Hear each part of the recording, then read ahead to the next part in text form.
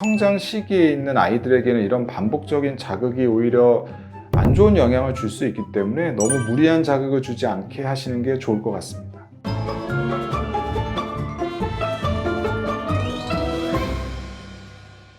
안녕하세요. 다른 성형외과 전문의 송준호 원장입니다. 오늘 이 시간에는 여러분들이 궁금하다고 문의 주셨던 내용들에 대한 답변으로 준비를 해봤습니다.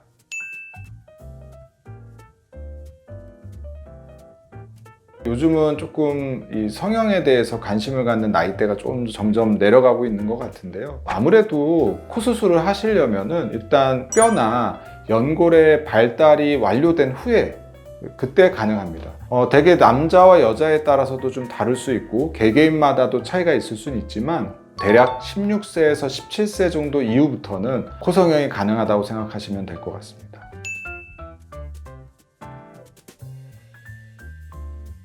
저희가 어렸을 때도 이런 이야기를 많이 들었었는데요.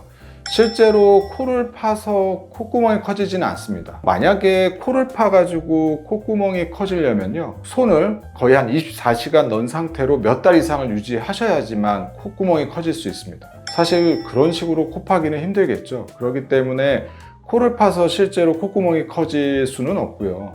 다만 이제 코를 파는 행위가 이제 습관이 되면은 조금 미관상 좋지는 않겠죠.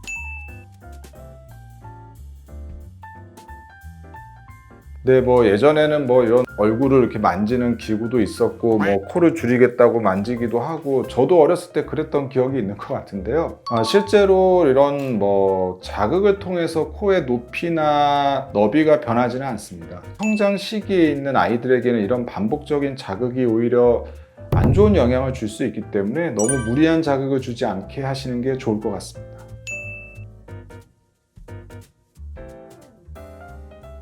상담 오신 분들 중에서 이제 과거에 코뼈가 부러지셔서 수술 받으신 분들 보면은 의외로 정형외과에서 수술 받으신 분들이 꽤 많습니다. 아마 뼈가 부러졌다 그러면 이제 정형외과 이런 식으로 생각하시는 경우가 많은 것 같은데요.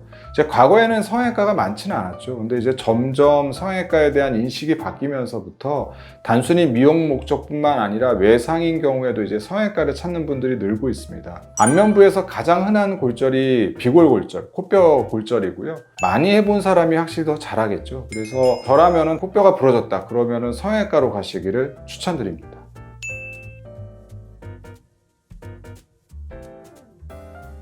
어차피 코뼈가 부러져서 수술 받는 김에 이제 미용적인 부분도 내가 좀 보완을 하겠다, 이런 생각을 하시는 분들이 좀 덜어 있습니다.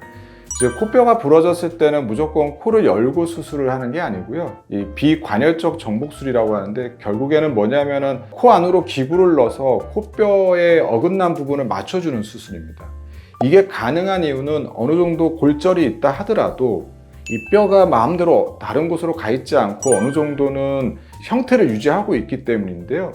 예를 들어서 자동차 유리 같은 경우에 외부 충격으로 인해서 금이 갔을 때 산산조각 나진 않죠. 이 이유는 저도 정확하게는 알 수는 없지만 아마 이 특수 처리되어 있는 필름 때문에 그렇게 가능할 겁니다. 코뼈도 마찬가지로 골막이나 점막 등으로 유지가 되어 있기 때문에 기구를 넣어서 뼈의 높이나 모양을 맞춰줄 수 있는 겁니다. 그런데 만약에 미용 목적에서 수술을 하는 경우에 이런 골막을 박리를 해야 되는 경우도 있습니다. 그런 경우라면은 여기서 필름이 없어진다면 유리 조각이 산산조각 나듯이 코뼈도 안정성이 떨어질 수 있겠죠.